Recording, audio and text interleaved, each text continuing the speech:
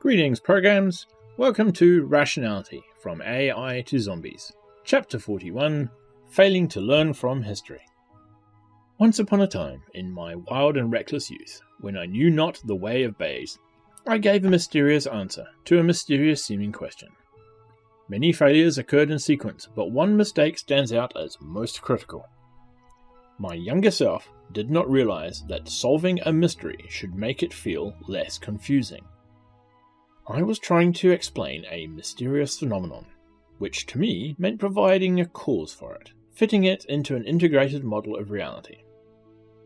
Why should this make the phenomenon less mysterious, when that is its nature?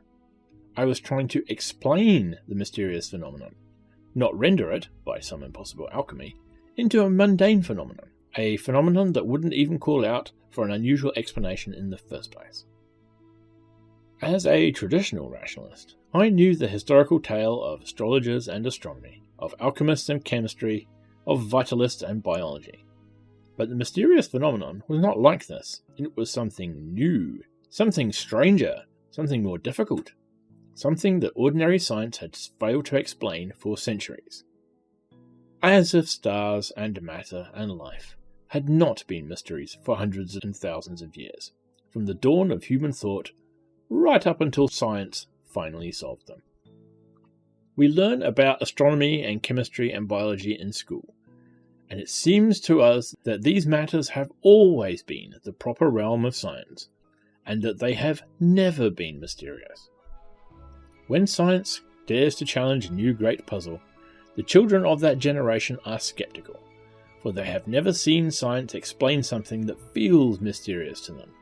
Science is only good at explaining scientific subjects, like stars and matter and life. I thought the lesson of history was that astrologers and alchemists and vitalists had an innate character flaw, a tendency towards Mysterianism, which led them to come up with mysterious explanations for non-mysterious subjects. But surely, if a phenomenon really was very weird, a weird explanation might be in order? It was only afterwards, when I began to see the mundane structure inside the mystery, that I realized whose shoes I was standing in.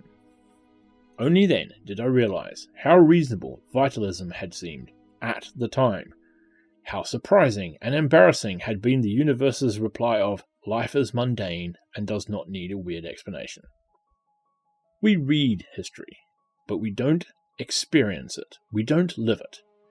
If only I had personally postulated astrological mysteries and then discovered Newtonian mechanics, postulated alchemical mysteries and then discovered chemistry, postulated vitalistic mysteries and then discovered biology, I would have thought of my mysterious answer and said to myself, no way am I falling for that again. Here ends chapter 41. Now for my thoughts. Yeah, this one's pretty straightforward. And some of this we have seen in some of the earlier chapters, where he was talking about how obvious everything seems in hindsight, but at the time it's just so amazing and wow. Same kind of thing here. We often forget, with science, with things that are relatively mainstream, relatively well understood, that this sort of thing was cutting edge back in the day, that once upon a time it was bizarre and incomprehensible as anything that has the word quantum stuck to it is today. And back then they didn't have the benefit of it being boring and everyday and taught in school like we do today. It was new and exciting and strange, and thus people were subject to some of the kind of silliness that we see today with quantum this and quantum that.